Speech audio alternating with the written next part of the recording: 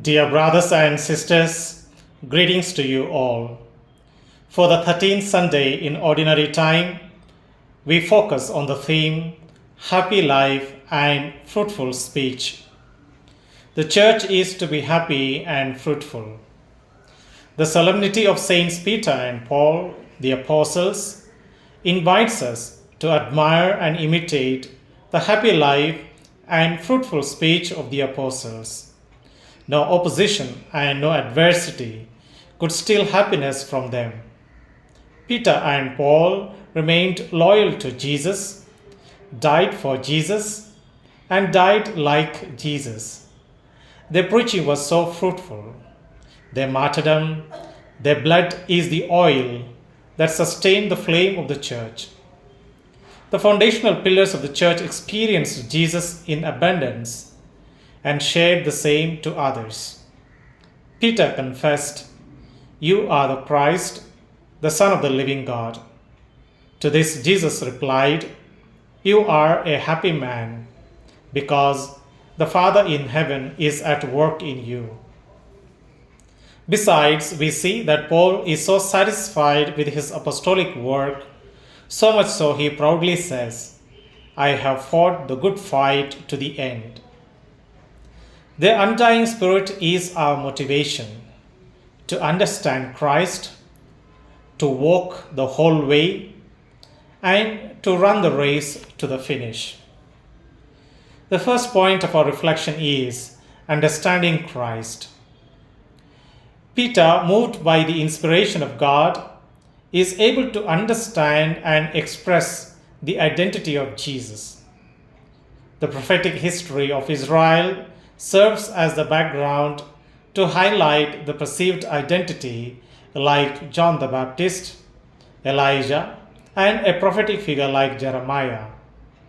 But the disciples of Jesus in the person of Peter go beyond these popular perceptions and understand the true identity of Jesus, the Christ, the Son of the living God. Peter's confession and his understanding of the identity of Jesus is the way to progress in faith. The statement is foundational to the experience of the church and also the existence of the church. Besides, the statement is a mark of true happiness. Jesus says to Peter, "Simon, son of Jonah, you are a happy man, because it was not flesh and blood that revealed this to you, but my Father in heaven." Peter and Paul are our models to understand Christ. In return, Christ helps us to understand others. Dionysius, in his letter to Timothy, narrates the judgment scene of Peter and Paul. Here, Paul addresses Peter as the foundation stone of the churches and shepherd of the sheep and lambs of Christ.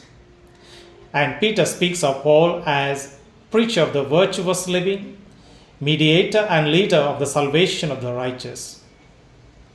They mutually recognize and acknowledge what Christ wants in their life. The model is present in the gospel. Peter recognizes Jesus' identity. As a result, Christ gives new direction to Peter. Similarly, risen Christ meets Saul, and through this encounter, he becomes Paul and has a new purpose and direction in life. The revelation is mutual. We understand Christ, and Christ invites us with a mission. The second point of our reflection is walking the whole way. King Herod imprisoned Peter but did not succeed. The angel freed Peter and led him out of the prison. The Lord desired that Peter walks the whole way of the gospel. Peter walked over the water with the Lord. He was present at Jesus' transfiguration. Jesus chose Peter to pay the tax, the tribute, with a coin found in the mouth of the fish. Peter received the keys of the kingdom of heaven and the responsibility of feeding the sheep. On the day of Pentecost, 3,000 people accepted his preaching and became Christians. Peter foretold the death of Ananias and Sapphira. He cured Aeneas the paralytic, baptized Cornelius and household, brought Tabitha back to life, and even his shadow was enough to cure the sick. Peter was so passionate in following Jesus and becoming like Jesus. As Saint Isidore recounts in his book on the birth and the death of the saints, Peter, as desired, was crucified head down.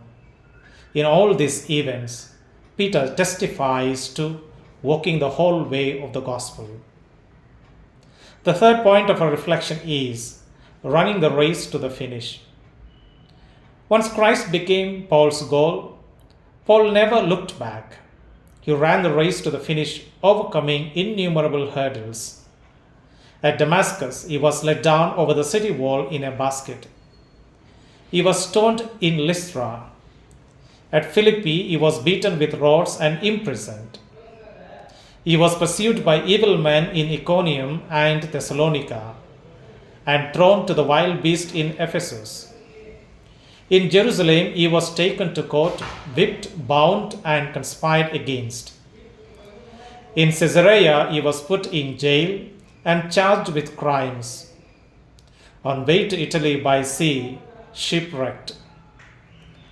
Arriving in Rome, he was tried and put to death under Nero. All along, Paul was aware of the death that awaited.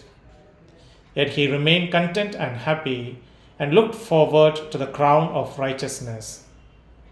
Not once he gave up, but passionately ran the gospel race to the finish for the sake of Christ. To conclude, we know that both Peter and Paul were simple people, but Christ's power transformed them. Their experiences are foundational to us to understand Christ and take his mission of love further. In celebrating Saints Peter and Paul, we are invited to walk the whole way and run the race of the faith to the finish.